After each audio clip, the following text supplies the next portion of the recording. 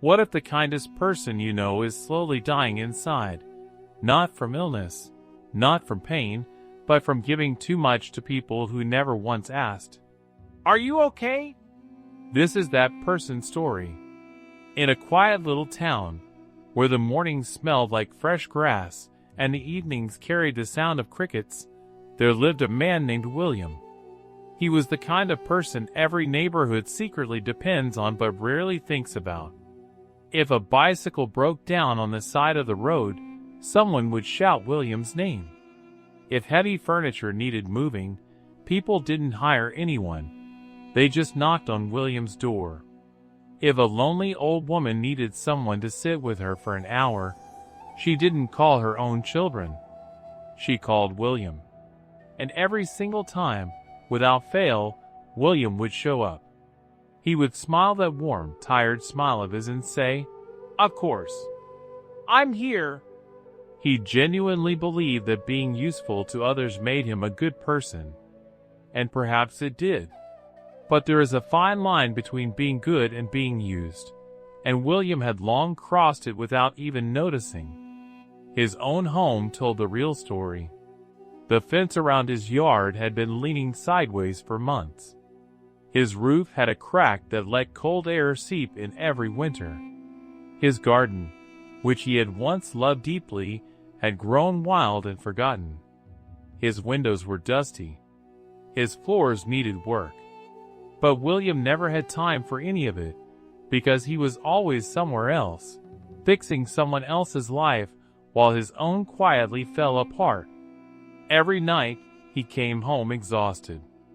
Not just physically, but in a deeper way, the kind of tired that sleep doesn't fix. His mother would watch him from the kitchen with worried eyes and say, "William, my son, you pour yourself into everyone else's cup. But who fills yours?" He always gave the same answer, a small shrug, a soft smile, and the words, "It's fine, Mom. Good things come back around." But they didn't come back. Not once. Then came the storm. It started as a dark sky in the late afternoon, the kind that makes animals go quiet and leaves stop moving. By evening, the wind had picked up and people scrambled to protect their gardens, their tools, their outdoor furniture. William ran out too, but not toward his own yard. He ran straight to his friend Oliver's house, because Oliver had left expensive tools outside and William's first instinct, as always, was someone else. Together they worked quickly, covering equipment with heavy cloth, dragging things into the shed, securing everything before the rain hit. William moved fast, worked hard, didn't stop once. And when the storm finally arrived with full force, Oliver's things were safe. William's were not.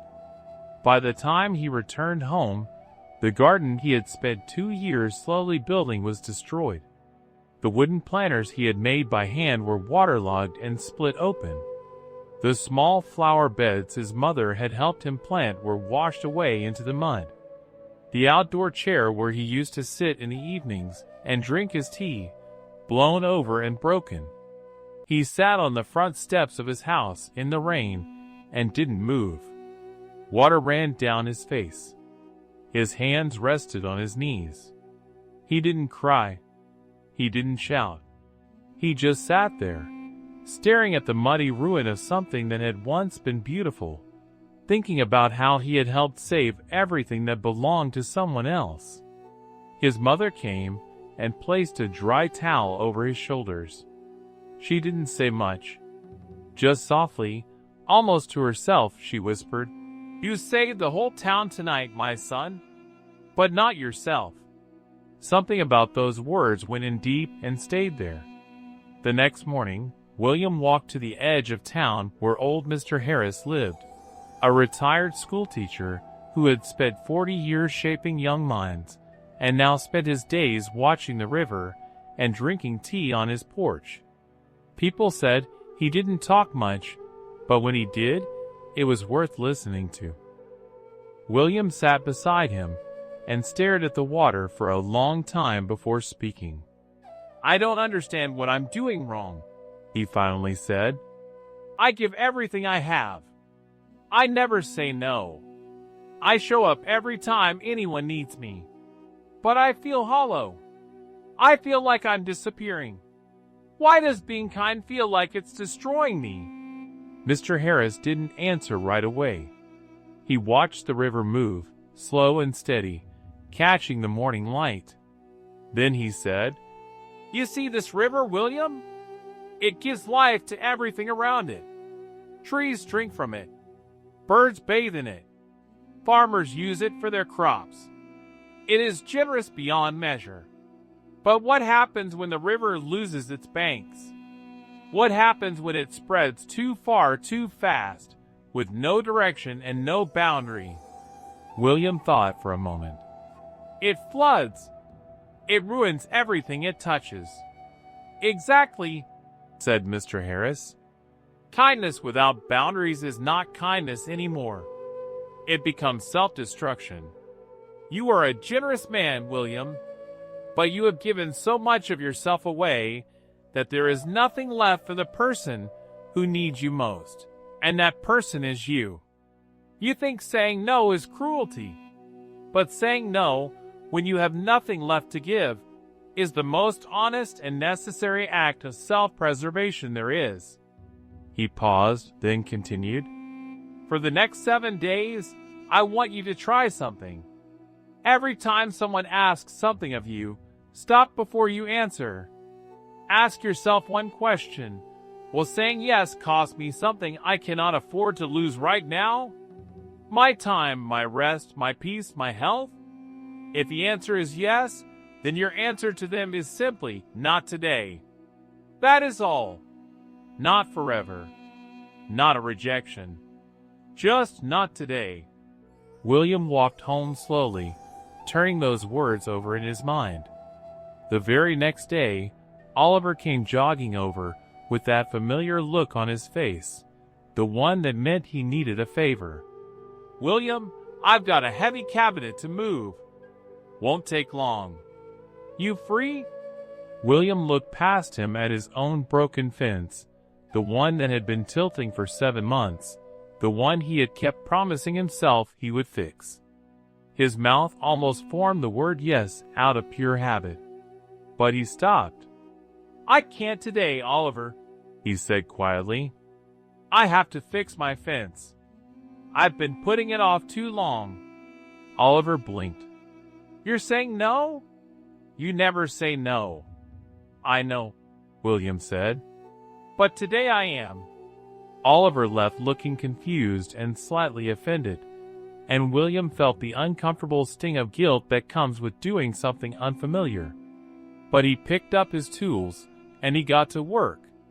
By late afternoon, the fence was standing straight and strong. William stepped back and looked at it. Such a small thing. Such a simple repair. And yet standing there, looking at something he had finally done for himself, he felt something he hadn't felt in years. Pride. Quiet, personal, honest pride. The days that followed were strange and uncomfortable in the best possible way. He said no to a neighbor who wanted help carrying groceries. He said no to a man who wanted him to come fix a broken chair.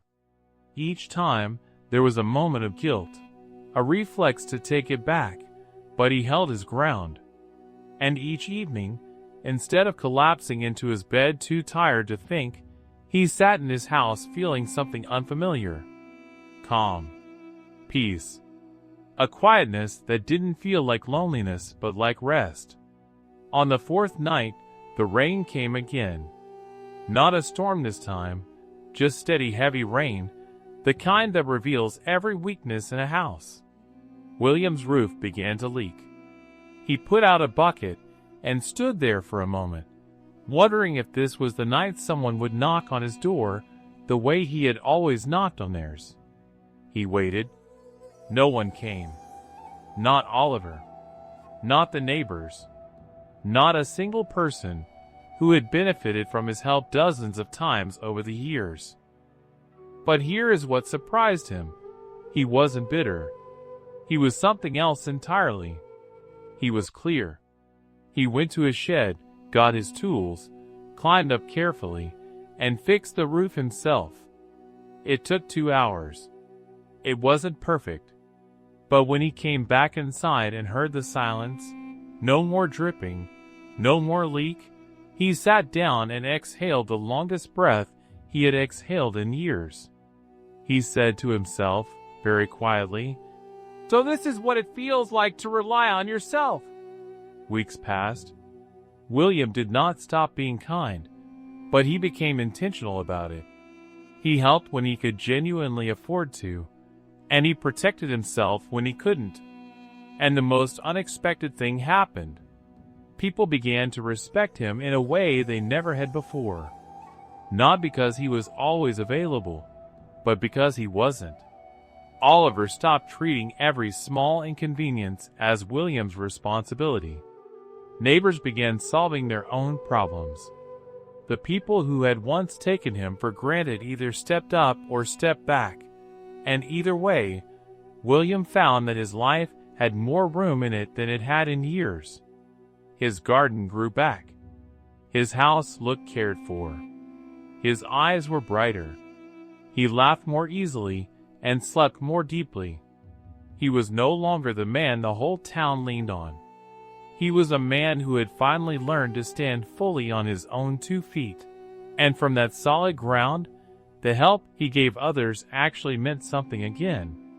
One afternoon, Mr. Harris stopped by. He stood at the gate for a moment, looking at the neat yard, the repaired fence, the blooming plants. Then he looked at William's face, and he smiled the way teachers smile when a student finally understands the lesson that was never written on any board. "Did the world fall apart?" he asked, "when you stopped saying yes to everyone?" William looked around at his home, at the life he had rebuilt by simply choosing himself, and said, "No, sir. The world didn't fall apart. Mine finally came together." Mr. Harris nodded slowly. "That is what happens," he said, "when you stop abandoning yourself. You finally come home." And that is the truth this story carries. Not that kindness is wrong, not that helping others is a mistake, but that you cannot pour endlessly from an empty vessel. You are not a tool. You are not a resource. You are a person, and you deserve the same care and energy and time that you so freely give to others. The word no is not a wall. It is a door. A door that, when you finally open it, leads straight back to yourself. So if you are William, if you are tired, overlooked, giving more than you receive, saying yes while something inside you quietly screams, hear this: choosing yourself is not selfish. It is survival. It is wisdom. It is the first and most important act of love you will ever perform, because everything good you give to the world must first pass through you.